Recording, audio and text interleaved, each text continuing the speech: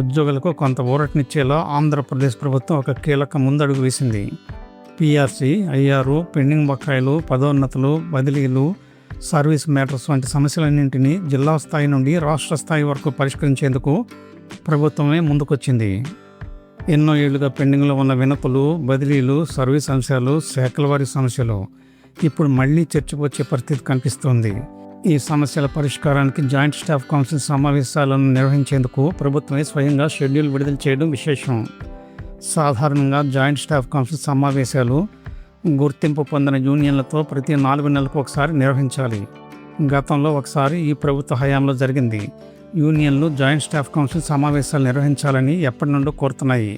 వారి సమస్యల చట్టాను ఈ నెల 20వ తేదీన ఏపీజేసీ అమరావతి అధ్యక్షుడు బొప్పరాజు వెంకటేశ్వర్లు సీఎం కార్యాలయంలోని ఉన్నతాధికారులను కలిసి వినతిపత్రం సమర్పించారు. అనేక సమస్యలతో పాటు పీఆర్సీ, ఐఆర్ఓ, పెండింగ్ బకాయిలు, 5 రోజుల పని దినాలు వంటి సమస్యల పరిష్కారానికి కృషి చేయాలని జాయింట్ స్టాఫ్ కౌన్సిల్ సమావేశాలు నిర్వహించాలని కోరారు. ఇంతలోనే ప్రభుత్వం ఈ దిశగా జాయింట్ స్టాఫ్ కౌన్సిల్ సమావేశాలు నిర్వహించేందుకు షెడ్యూల్ విడుదల చేయడంతో ఉద్యోగులు, పెన్షనర్లు సంతోషాన్ని వ్యక్తం చేస్తున్నారు. గత సంవత్సరం సీఎం సింగపూర్ పర్యటన ముగించుకొని వచ్చిన వెంటనే ఉద్యోగ సంఘాలతో జాయింట్ స్టాఫ్ కౌన్సిల్ సమావేశాన్ని ఏర్పాటు చేస్తూ ప్రభుత్వం ఉత్తర్వులు విడుదల చేసింది. 15 ఉద్యోగ సంఘాలకు ఈ సమాచారాన్ని తెలియజేస్తూ ప్రభుత్వ డిప్యూటీ సెక్రటరీ సర్క్యులర్ను గతంలో జారీ చేశారు. గత ప్రభుత్వం చెల్లించకుండా వదిలివేసిన మొత్తం 20,637 కోట్ల బకాయిల్లో ఇప్పటివరకు 7,230 కోట్లను ఒకసారి, ఆ తర్వాత సుమారు 7,300 కోట్లను ప్రస్తుత సీఎం గారు విడుదల చేశారు. అయితే గత సంవత్సర కాలంలో అదనంగా చేరిన బిల్లుల విలువను కూడా కలుపుకుంటే ఈ మొత్తం 30,000 కోట్లు దాటిపోతుందని ఉద్యోగ సంఘాలు అంటున్నాయి. అలాగే దీంతో పాటు 4 డిఏడిఆర్లు మంజూరు చేయాలి. దీనికి తోడు పీఆర్సీ కమిషన్ ఏర్పాటు చేయాలి, ఐఆర్ మంజూరు చేయాలి. ఇలాంటి సమస్యలు అనేక ఉన్నాయి. గతంలో జూన్ 12వ తేదీన కొత్త సీఎం గారు ప్రమాణ స్వీకారం చేసినప్పుడు యూనియన్ నాయకులు అప్పటి సీఎస్ గారిని ఆయన క్యాంపు కార్యాలయంలో కలిసి జాయింట్ స్టాఫ్ కౌన్సిల్ సమావేశాలు ఏర్పాటు చేయమని కోరారు. ప్రమాణ స్వీకార కార్యక్రమం పూర్తయిన తర్వాత వీలును బట్టి జాయింట్ స్టాఫ్ కౌన్సిల్ సమావేశం ఏర్పాటు చేస్తామని అప్పట్లో సీఎస్ గారు అన్నారు. సీఎస్ గారు కూడా మారిపోయారు. ఇప్పటి వరకు ఒక్కసారి మాత్రమే జాయింట్ స్టాఫ్ కౌన్సిల్ సమావేశం ఏర్పాటు చేశారు. దాని ఫలితాలలో బకాయిల చెల్లింపులు, కొన్ని సర్వీస్ మ్యాటర్స్ పరిష్కారం తప్ప మిగతావి పరిష్కరించబడలేదని యూనియన్లు చెప్తున్నాయి. ఈ నేపథ్యంలో మరోసారి రాష్ట్ర వ్యాప్తంగా ఉద్యోగ సంఘాల సమస్యలను వేగంగా పరిష్కరించేందుకు ప్రభుత్వం 2026-27 సంవత్సరానికి సంబంధించి జాయింట్ స్టాఫ్ కౌన్సిల్ సమావేశాల పూర్తి షెడ్యూల్ను విడుదల చేసింది.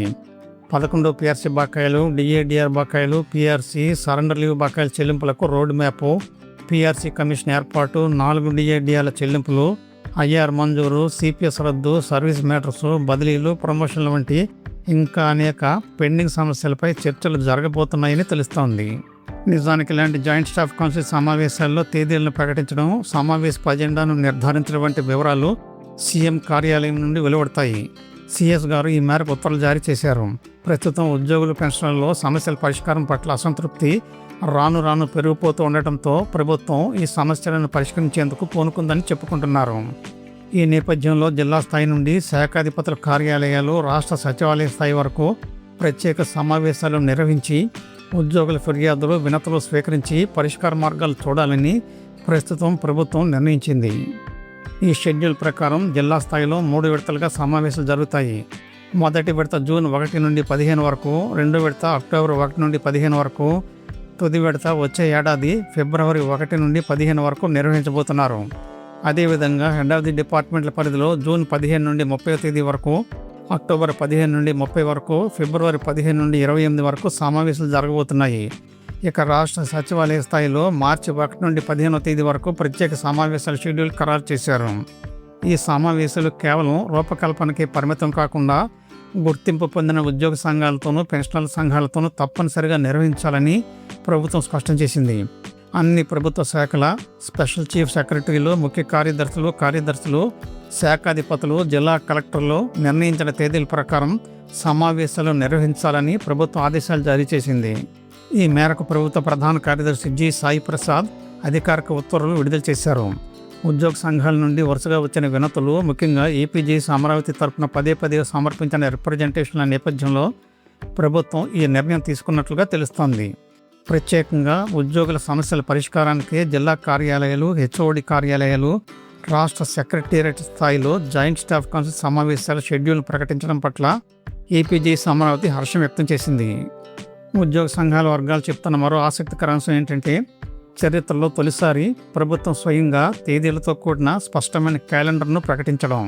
ఈ సందర్భంగా ముఖ్యమంత్రి చంద్రబాబు నాయుడు, ప్రభుత్వ ప్రధాన కార్యదర్శి జి సాయి ప్రసాద్, సాధారణ పరిపాలనా శాఖ స్పెషల్ చీఫ్ సెక్రటరీ ఎస్ఎస్ రావత్కు ఏపీజేఏసీ అమరావతి ప్రత్యేక కృతజ్ఞతలు తెలిపింది. ఉద్యోగులు, పెన్షనర్లకు ఇది ఒక పండుగ కానుకలా కనిపిస్తున్నదని అంటున్నారు. అమలు చేయాల్సిన 12 పీఆర్సీ బకాయిలు, 30% ఐఆర్ అమలు, 4 డిఏడిఆర్ల మంజూరు, సుమారు 30,000 కోట్ల పెండింగ్ బకాయిల చెల్లింపులు, సిపిఎస్ రద్దు, పాత పెన్షన్ అమలు, 105 రకాల ఆర్థికేతర సమస్యలన్నీ చర్చకు వస్తాయి. వీటన్నింటిపై ప్రభుత్వం 1-2 రోజుల్లోనే మరో ముఖ్యమైన ప్రకటన జారీ చేసే అవకాశం ఉందని తెలుస్తోంది. బకాయిల చెల్లింపులకు షెడ్యూల్ ఇచ్చే అవకాశం ఉందని కూడా తెలుస్తోంది. కనీసం 1 డిఏ విడుదల చేసే అవకాశం ఉందని అనుకుంటున్నారు. అయితే ఏం జరుగుతుందో వేచి చూస్తే కానీ తెలియదు. ధన్యవాదాలు. వీడియో నచ్చితే తప్పకుండా సబ్స్క్రైబ్ చేసుకోండి. 10 మందికి షేర్ చేయండి. తప్పనిసరిగా లైక్ చేయండి.